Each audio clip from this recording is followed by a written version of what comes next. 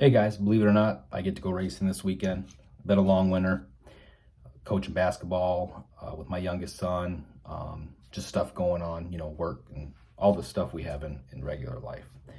So winter's kind of slowed down living up north. A lot of the tracks obviously shut down, and that limits things a lot. So not to mention, kids, sports, stuff like that. So I was getting ready for this weekend. Yes, my car's a little bit dirty, and I figured I would show you guys some of the things that I do to my car that maybe not everybody does or thinks of, or maybe even thinks are stupid. Who knows? But I figured I would run through those things and kind of show you guys, and maybe you can pick something up from it. First thing I want to talk about is something that's when people see pictures of my cars or at the track, ask me a lot about. A lot of you have already seen it and maybe even asked about it, but it's the diff. When I split the diff, that center mount, I cut that out all the time. And the reason I do that, for one, gear mesh is 100 times easier to set with that open.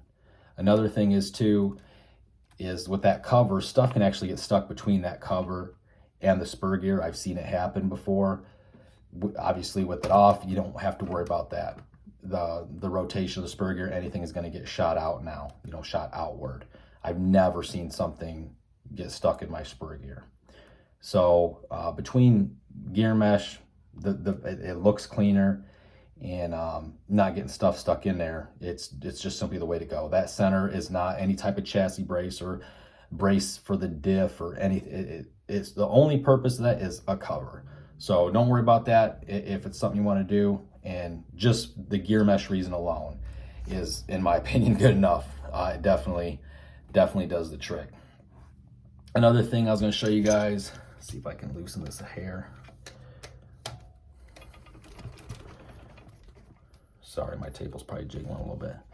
If you guys can see that I run a plastic shim or plastic washer on these threaded shock pins. I know a lot of us run these threaded shock pins. And behind it, I have a plastic washer.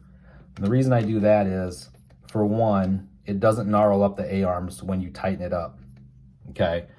I'm trying to see this and talk to you guys at the same time. So it doesn't gnarl up the A-arms with that hex shape when you tighten it up. Get this wing out of my face. So, it keeps the arm clean and looking new. One of the biggest things, though, if you're not worried about the appearance, is also a lot of times these don't need to be tight. They just need to be snug. But sometimes it seems that this will get damaged even to the point of the inside, and the arm may get pinched, or even the plastic just gets damaged, and it's harder to get that shock in and out and to set. Like when it's new, they'll drop right in, and it's awesome. So it just keeps everything nice, doesn't get gnarled up, shock comes in and out smooth, and it just keeps everything looking better and working better. So it's a win-win there. Another thing I'll show you guys is the ESC, how I mount mine. And if you guys, I think you guys can see that. You'll see I cut a groove. This hole already exists. With flush cuts, I cut a groove right there. And let's see if you guys can see it. Right there, right where my wrench is running. And what that does, it allows me to drop the wires right down below the ESC mount. So it looks clean. It's actually easier to install, uninstall, unfortunately, if you have to. And it just looks clean. So everything can come out of the ESC and right down. It depends, obviously, it depends on how you put it. Not everybody puts their ESC the same way I do. I'm just saying, if you do, that's an option. Probably even if you run the ESC other ways. But this way, it's like straight down and they disappear. So it looks clean, and I think it looks nice. Back to the rear. Extended rear shock mounts. Most of us run the extended rear shock mount. This nut right here, you guys can see, I run it backwards. So the flat part of the nut is not up against the shock, because when you run this nut the correct way, it's hard for the shock to have any type of play. You want this type of play, obviously you don't want up and down play. With this way, it almost creates like a cone shape, like a ball end would have type room for it to move.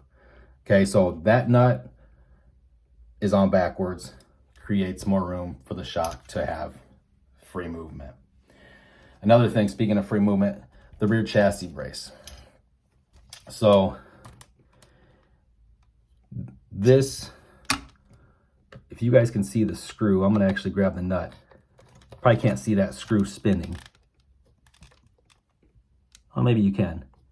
That screw coming across to the nut that's on my side, it needs to be snug but not tight.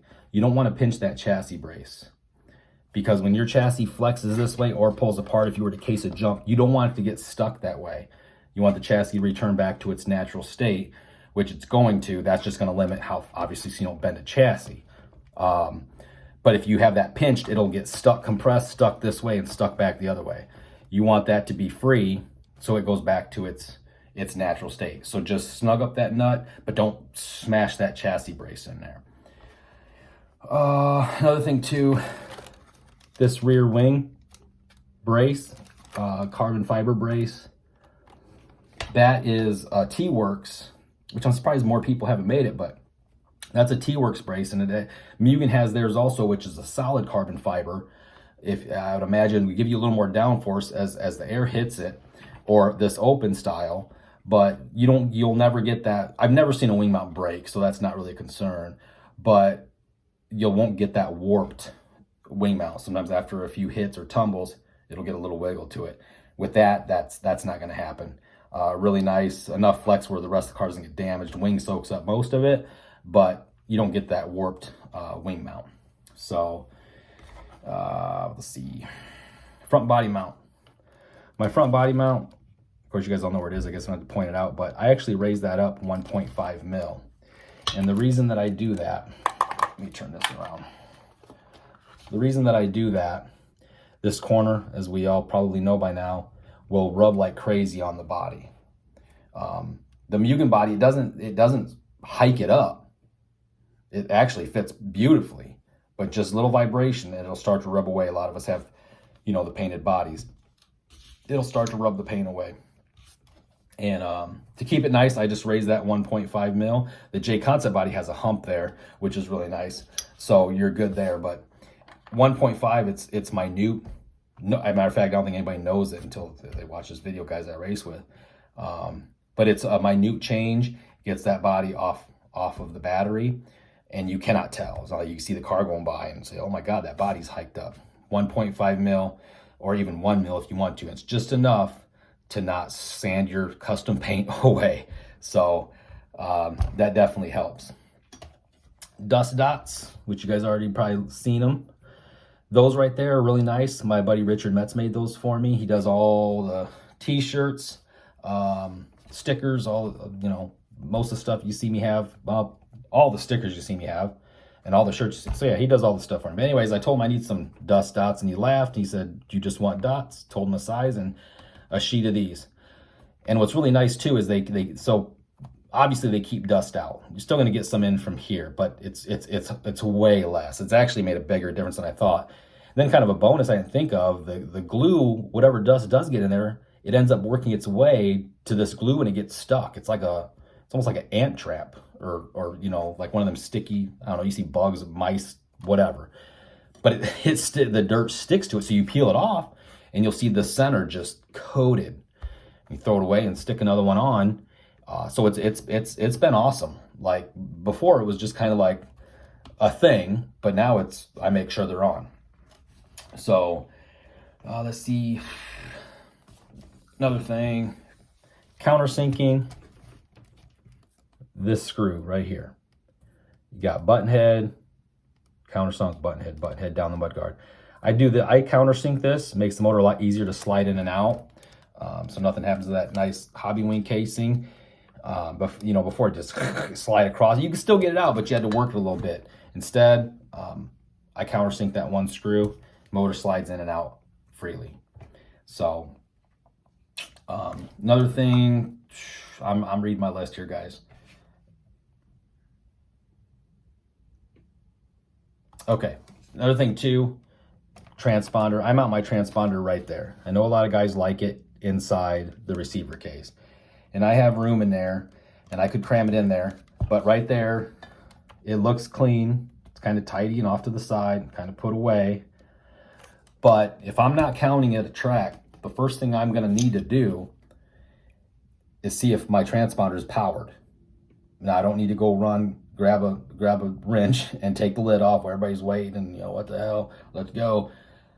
I can see if it's powered or not, okay? Just obviously by looking at the light. So I like it there because I can immediately check and make sure I got power.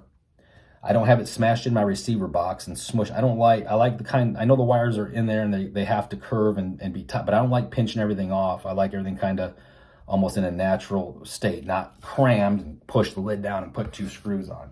So I think it's a nice way. It still looks clean, and you can look at it. You can, first thing you want to do is make sure you got power. So that's why I do that. So other than that, guys, I think that's it. I don't want to ramble too long. If you guys are still with me, appreciate it, and hopefully you guys pick something up. So just a few things that maybe to consider, and hopefully it helped you guys out. Just remember, I'm NoPro. That's just what I do. I'm not saying it's the right way or the wrong way, but that's just what I do. All right. Thanks, guys. Hopefully we'll have some more coming at you soon. All right. See ya.